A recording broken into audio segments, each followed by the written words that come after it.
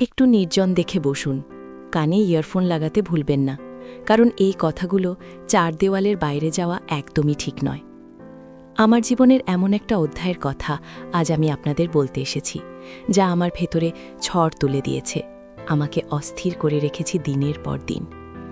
বুকের ভেতর লুকিয়ে রাখা এই কথাগুলো কাউকে বলা হয়নি কোনোদিন, কিন্তু আজ মনে হচ্ছে সব বলে দিই। আমি জানি আপনারা আমার এই কষ্টটা বুঝবেন। আমি শ্রেয়া, আমার বাড়ি মুর্শিদাবাদের এক ছোট গ্রামে। বিয়ের পর থেকেই এই নতুন বাড়িতে এসেছিলাম। এক নতুন জীবন শুরু হয়েছিল আমার। স্বামী সুজয়ের সঙ্গে আমার সম্পর্কটা বেশ ভালোই ছিল, তবে কেমন জানি একটা শূন্যতা বরাবরই মনের এক কোণে উকি মারত। সুজয় বাইরে বাইরেই থাকত কাজের সূত্রে, ফলে বেশিরভাগ সময়ই আমি বাড়িতে একা থাকতাম। একা লাগত খুব। মাঝে মাঝে মনে হতো আমার জীবনের সব আনন্দ যেন কোথায় হারিয়ে গেছে। আজ আমি একটা হালকা গোলাপি রঙের তাঁতের শাড়ি পরেছি। আঁচলটা কাঁধ থেকে বারবার পিছলে যাচ্ছে, আর খোলা চুলগুলো পিঠের উপর ছড়িয়ে আছে। শরীরটা আজ কেমন জানি ভীষণ অস্থির লাগছে। মন চাইছে শুধু কথা বলতে, সব উজাড় করে দিতে। আমার বাড়ির উঠোনে বসে আমি কথাগুলো বলছি। সামনে এক ঝলক রোদ্দুর এসে পড়েছে আমার মুখে। আপনারা যদি আমার গল্প পছন্দ করেন, তাহলে অবশ্যই আমার চ্যানেলটি সাবস্ক্রাইব করে আমার পাশে থাকবেন, কারণ আপনাদের সমর্থন আমার খুবই দরকার। সেই বাড়িতে সুজয় ছাড়াও ছিল ওর ছোট ভাই রাহুল। রাহুল আমার দেবরের সম্পর্ক। বয়সের দিক থেকে আমার চেয়ে প্রায় ৬-৭ বছরের ছোট হবে। আমি যখন প্রথম এই বাড়িতে এলাম, রাহুল তখন কলেজের ফার্স্ট ইয়ারের ছাত্র। লাজুক স্বভাবের, চোখে একটা চাপা দুষ্টুমি। প্রথম দিকে ওর সঙ্গে আমার তেমন কোনো কথাই হতো না। ও নিজের পড়াশোনা নিয়ে ব্যস্ত থাকত, আর আমি বাড়ির কাজ নিয়ে। কিন্তু ধীরে ধীরে সময়ের সাথে সাথে আমাদের মধ্যে একটা সহজ সম্পর্ক গড়ে উঠতে শুরু করল। সুজয় যখন থাকত না, রাহুলই বাড়ির টুকিটাকি কাজে আমাকে সাহায্য করত। বাজার থেকে কিছু নিয়ে আসা বা কোনো দরকারি কাগজপত্র এগিয়ে দেওয়া, এইসব। রাহুল যেন আমার জীবনে সেই শূন্যতাটা পূরণ করতে শুরু করল অজান্তেই। ওর সঙ্গে কথা বলতে আমার ভালো লাগত। ও পড়াশোনার ফাঁকে এসে আমার পাশে বসত, সংসারের গল্প শুনত, কখনো বা নিজের কলেজের বন্ধুদের গল্প বলত। ওর হাসিটা ছিল খুব নিষ্পাপ, কিন্তু ওর চোখে মাঝে মাঝে আমি একটা গভীরতা দেখতাম, যা আমাকে আকর্ষণ করত। আমি ওর দিকে তাকালে ও চোখ নামিয়ে নিত, কিন্তু আমি বুঝতে পারতাম ওর মনটাও আমার দিকেই ছুটছে। একদিন দুপুরবেলা সুজয় তখন বাইরে, আমি রান্নাঘরে কাজ করছিলাম। হঠাৎ করে রাহুল এসে দাঁড়ালো দরজায়। আমি তেলের ছোঁয়ায় ঘর মাখত, চুলগুলো এলোমেলো। রাহুল বলল, ভাবি, কিছু একটা গন্ধ পাচ্ছি, কি হচ্ছে? আমি হেসে বললাম, বেগুন ভাজছি রে, তোর জন্যে করে দেব? ও আমার মুখের দিকে তাকিয়ে বলল, তোমার হাতে যা খুশি খাবো ভাবি। ওর চোখ দুটো যেন আমার মুখের ওপরই আটকে ছিল। আমি খুব অস্বস্তি বোধ করলাম, কিন্তু একই সাথে একটা অন্যরকম অনুভূতিও হলো। মনে হলো ও যেন আমাকে অন্য চোখে দেখছে। সেদিন ওর কথাগুলো আমার মাথায় ঘুরছিল সারাদিন। আমাদের বাড়িতে একটা ছোট পুকুর ছিল। গরমের দুপুরে আমি প্রায়ই পুকুরের ঠান্ডা জলে স্নান করতে যেতাম। একদিন আমি শাড়ি পরেই জলে নেমেছি। হঠাৎ রাহুল এলো পুকুর ঘাটে। ও আমাকে দেখে থমকে দাঁড়ালো। আমি তাড়াতাড়ি করে ঘোমটা টেনে দিলাম, কিন্তু ততক্ষণে আমার ভিজে শাড়িটা আমার শরীরের প্রতিটি রেখা স্পষ্ট করে তুলেছিল। ও কোনো কথা না বলেই চলে যাচ্ছিল, কিন্তু আমি পিছন থেকে ডাকলাম, কিরে, কোথায় যাচ্ছিস? ও ঘুরে দাঁড়ালো। ওর চোখে আমি একটা অস্থিরতা দেখলাম। বলল, না মানে, জল নিতে এসেছিলাম। আমি ওকে একটা বালতি এগিয়ে দিলাম। জল ভরার সময় ওর হাত কাঁপছিল। আমি ওর দিকে তাকিয়েছিলাম, আর ও বারবার আমার দিকে আর চোখে তাকাচ্ছিল। সেদিন পুকুর ঘাটে একটা অদ্ভুত নীরবতা নেমে এসেছিল। এরপর থেকে রাহুল যেন আরও বেশি করে আমার কাছাকাছি আসতে শুরু করল। সুজয় যখন ফোন করে খোঁজ নিত, আমি বলতাম সব ঠিক আছে, কিন্তু মনের গভীরে একটা তোলপাড় চলত। আমার প্রতি রাহুলের মনোযোগ, ওর চাপা আবেগ আমাকে এক নতুন অভিজ্ঞতার দিকে ঠেলে দিচ্ছিল। আমি নিজে গৃহবধূ, সমাজের চোখে যার একটা নির্দিষ্ট ভূমিকা আছে, কিন্তু এই নতুন অনুভূতি আমাকে অপরাধবোধ আর এক নিষিদ্ধ আনন্দের দোলাচলে ফেলেছিল। রাতে শুয়ে যখন সুজয়ের কথা ভাবতাম তখন বারবার রাহুলের মুখটা ভেসে উঠত। আমার বুকের ভেতরে এক অস্থিরতা শুরু হয়েছিল, যা আগে কোনোদিনও অনুভব করিনি। আমি জানি এটা ভুল, কিন্তু এই ভুলটা যেন আমাকে এক অন্যরকম ভালো লাগা দিচ্ছিল। একদিন সন্ধ্যায় লোডশেডিং ছিল, পুরো গ্রাম অন্ধকার।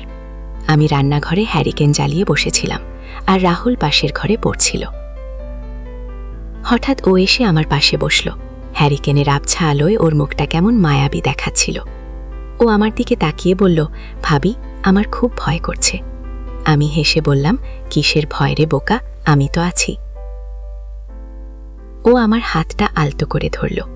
ওর স্পর্শে আমার সারা শরীরে একটা বিদ্যুৎ খেলে গেল। আমি হাতটা সরিয়ে নিতে চাইলাম, কিন্তু পারিনি। ওর হাতটা খুব নরম ছিল, আর ওর স্পর্শে এক অদ্ভুত প্রশান্তি পেয়েছিলাম আমি। সেই রাতে আমরা অনেকক্ষণ কথা বললাম। ওর স্বপ্নের কথা বলল, কলেজের প্রেমিকার কথা বলল। আমি শুধু ওর কথা শুনে যাচ্ছিলাম, আর আমার হাতটা তখনও ওর হাতের মুঠোয় বন্দী ছিল। সেদিন রাতে আমি ঘুমাতে পারিনি। রাহুলের স্পর্শ, ওর কথাগুলো আমার কানে বারবার বাজছিল। এরপর থেকে আমাদের সম্পর্কের গভীরতা যেন আরও বাড়তে শুরু করল। সুজয়ের অনুপস্থিতিতে আমরা আরও ঘনিষ্ঠ হয়ে উঠলাম। বাড়ির আনাচে কানাচে, উঠোনে, এমনকি আমার শোবার ঘরের বারান্দায় আমাদের চোখে চোখে কথা হতো। কখনো ওর হাতটা আমার শাড়ির আঁচলের নিচে অসাবধানে আমার কোমরে এসে পড়ত, কখনো ওর দীর্ঘশ্বাস আমার গায়ে লেগে একটা শিহরণ জাগাত। এই ছোট ছোট স্পর্শগুলো আমাকে পাগল করে তুলছিল।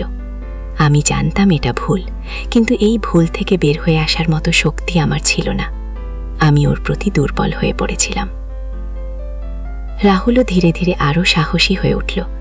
একদিন দুপুরে আমি স্নান করে সবে চুল বাঁধছিলাম, ও দরজার সামনে এসে দাঁড়ালো। আমার ভেজা চুল, গা থেকে সাবানের হালকা গন্ধ, আর পরনের পাতলা শাড়ি, সব মিলিয়ে আমি খুব অসহায় বোধ করছিলাম। ও আমার দিকে নিষ্পলক তাকিয়েছিল। আমি ওকে বললাম, কি দেখছিস? ও আমার দিকে এক পা বাড়িয়ে এসে বলল, তোমাকে দেখছি ভাবি, আজ তোমাকে খুব সুন্দর লাগছে। ওর গলায় একটা অন্যরকম সুর ছিল। আমি দ্রুত চুল বেঁধে নিলাম, কিন্তু ওর দৃষ্টি আমার পিছু ছাড়ছিল না। ও আমার একদম কাছে এসে দাঁড়ালো, এমন কাছে যে আমি ওর শ্বাস প্রশ্বাসের শব্দ শুনতে পারছিলাম। আমার বুকটা ধুকপুক করছিল। ও আমার পিঠের ওপর থেকে আমার আঁচলটা আলতো করে সরিয়ে দিল। আমার সারা শরীর যেন কাঁটা দিয়ে উঠল। আমি ভয়ে চোখ বন্ধ করে ফেললাম। ও আমার কানের কাছে এসে ফিস ফিস করে বলল, ভাবি, তোমাকে আমার খুব ভালো লাগে। ওর উষ্ণ শ্বাস আমার কানে এসে লাগছিল, আর আমি তখন আর নিজেকে ধরে রাখতে পারিনি। সেদিন আমাদের মধ্যে একটা সীমা অতিক্রম হয়েছিল, যা আমার ঘুম কেড়ে নিয়েছিল। সেই ঘটনার পর থেকে আমাদের সম্পর্কটা একটা নতুন মোড় নিল। ভয়, উত্তেজনা এবং এক অদ্ভুত নির্ভরতা সবকিছু মিলেমিশে একাকার হয়ে গিয়েছিল। রাহুল যেন আমার জীবনের প্রতিটি মুহূর্তের সঙ্গী হয়ে উঠল। সুজয় যখন ফিরত তখন আমার মধ্যে এক অদ্ভুত অপরাধবোধ কাজ করত, কিন্তু সুজয় চলে যাওয়ার পর সেই অপরাধবোধের জায়গা নিত এক তীব্র আকাঙ্ক্ষা। আমি রাহুলের জন্য অপেক্ষা করতাম, ওর এক ঝলক দেখার জন্যে, ওর সাথে একটু কথা বলার জন্যে। আমাদের লুকোনো মুহূর্তগুলো আরও বেশি বাড়তে লাগলো। কখনো বিকেলে যখন সবাই ঘুমোতো, আমি উঠোনে থাকতাম, আর রাহুল এসে আমার পাশে বসত। ওর হাত আমার হাতের ওপর পড়ত, আর আমরা দুজনে নীরবে একে অপরের দিকে তাকিয়ে থাকতাম। এই নীরবতা ছিল হাজার কথার চেয়েও বেশি কিছু। একবার সুজয়ের শরীর খারাপ হলো। আমি ওকে নিয়ে শহরে গেলাম ডাক্তার দেখাতে। 3 দিনের জন্য আমাকে বাইরে থাকতে হলো। এই 3 দিন আমার যেন এক মুহূর্তও ভালো লাগছিল না। বারবার রাহুলের কথা মনে পড়ছিল। ও আমাকে ফোন করে খোঁজ নিত, সুজয়ের শরীরের কথা জিজ্ঞেস করত, কিন্তু ওর গলায় আমি এক অন্যরকম আবেগ টের পেতাম। আমি যখন বাড়ি ফিরলাম, রাহুল আমাকে দেখেই দৌড়ে এলো। ওর চোখে আমি একটা গভীর শূন্যতা দেখলাম। ও আমাকে দেখেই কেমন যেন ঝলমল করে উঠল। সে রাতে আমি ঘরে ঢোকার পর ও আমার ঘরে এলো। সুজয় তখন ঘুমোচ্ছিল। রাহুল এসে আমার পাশে দাঁড়ালো, আমার হাতটা ধরে ওর বুকে জড়িয়ে ধরল। ওর চোখে জল ছিল। ও বলল, ভাবি, এই কটা দিন আমি যেন মরে গিয়েছিলাম। তোমাকে ছাড়া আমার কিছুই ভালো লাগছিল না। ওর এই কথাগুলো শুনে আমার বুকের ভেতরটা মোচড় দিয়ে উঠল। আমি ওকে জড়িয়ে ধরলাম। সেদিন বুঝলাম আমাদের সম্পর্কটা শুধু শারীরিক আকর্ষণেই সীমাবদ্ধ ছিল না, এক গভীর মানসিক নির্ভরতাও তৈরি হয়েছিল। আমাদের সম্পর্কটা যেন একটা অদৃশ্য সুতোয় বাঁধা পড়েছিল। এই সুতো ছিঁড়ে ফেলার কথা ভাবলেই আমার দম বন্ধ হয়ে আসত। রাহুলও আমাকে ছেড়ে থাকার কথা ভাবতেই পারত না। ওর কলেজের বন্ধুরা, ওর ভবিষ্যৎ, সব যেন আমিই ছিলাম। ও আমাকে নানানভাবে খুশি রাখার চেষ্টা করত। আমার পছন্দের জিনিস নিয়ে আসতো, আমার জন্য গান গাইতো, কবিতা বলতো। ও যেন আমাকে নিজের করে নিয়েছিল। কিন্তু এই সম্পর্কের একটা অন্ধকার দিকও ছিল। রাহুল মাঝে মাঝে আমাদের গোপন মুহূর্তগুলোর কথা আমাকে মনে করিয়ে দিত, বিশেষ করে যখন আমি ওকে কোনো বিষয়ে বারণ করতাম বা ওর থেকে একটু দূরে থাকতে চাইতাম। ও এমনভাবে কথা বলতো যেন আমি ওর হাতের পুতুল। এই দিকটা আমাকে খুব ভয় পাইয়ে দিত, কিন্তু আমি কিছু বলতে পারতাম না। এই ভয়টাই আমাকে ওর কাছে আরও বেশি করে বেঁধে রাখে। আমি কোনো মতে সামলে নিয়ে বললাম, কিছু না, শরীরটা ভালো লাগছে না। সুজয় আমার দিকে সন্দেহের চোখে তাকিয়েছিল, কিন্তু কিছু বলল না। সেই রাতে আমার ঘুম হল না। আমি বারবার রাহুলের কথা ভাবছিলাম, সুজয়ের সন্দেহ নিয়ে ভাবছিলাম। এই সম্পর্কের পরিণতি কি হবে সেই চিন্তা আমাকে কুরে কুরে খাচ্ছিল। সেই ঘটনার পর থেকে আমার মনে একটা ভয় ঢুকে গেল। রাহুলও বুঝতে পারল যে সুজয় যদি কিছু জেনে যায় তাহলে কি হবে। আমরা দুজনেই সতর্ক হয়ে উঠলাম। আমাদের দেখা সাক্ষাৎ কমে গেল। আমি রাহুলের থেকে একটু দূরে থাকতে চাইলাম, কিন্তু ও আমাকে ছাড়তে রাজি ছিল না। ও আমাকে নানাভাবে বোঝানোর চেষ্টা করত যে আমরা একে অপরের জন্যই তৈরি হয়েছি। ও আমার দুর্বলতার সুযোগ নিত, আমাকে আবেগপ্রবণ করে তুলত। এই জটিলতা থেকে বের হয়ে আসার কোনো পথ খুঁজে পাচ্ছিলাম না আমি। আমার এই গল্পটা আজ আপনাদের কাছে বললাম কারণ এই ভারী বোঝাটা আর আমি একা বইতে পারছিলাম না। আমি জানি সমাজে এমন অনেক সম্পর্ক আছে যা লুকানো থাকে, যা সমাজের চোখে ঠিক নয়, কিন্তু মানবিক আবেগ, মানসিক দুর্বলতা আর অপ্রতিরোধ্য আকর্ষণ অনেক সময় আমাদের এমন সব সিদ্ধান্ত নিতে বাধ্য করে যা আমাদের জীবনকে জটিল করে তোলে।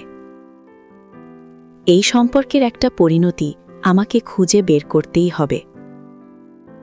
হয়তো আমি রাহুলের সঙ্গে কথা বলবো, ওকে বোঝাবো যে এই সম্পর্কটা আমাদের দুজনের জন্যই ধ্বংসাত্মক। হয়তো আমি নিজেকে আরও শক্তিশালী করে তুলব, যাতে আমি এই দুর্বলতা থেকে বেরিয়ে আসতে পারি। জীবনটা সত্যিই খুব অদ্ভুত। কখন কিভাবে কে কার জীবনে জড়িয়ে যায় বোঝা মুশকিল। তবে একটা কথা আমি বুঝেছি, আবেগের লাগাম টেনে ধরা খুব জরুরি।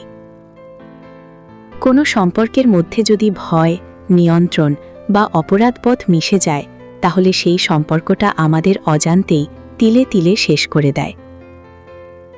নিজের সম্মান, আত্মমর্যাদা আর মানসিক শান্তি সবকিছুর ওপরে। যতই কঠিন হোক না কেন, সঠিক সিদ্ধান্ত নিতে হবে। একটা ভুল পদক্ষেপ সারা জীবনের জন্য অনুশোচনার কারণ হতে পারে। আজ এই কথাগুলো বলে আমার মনটা হালকা হলো।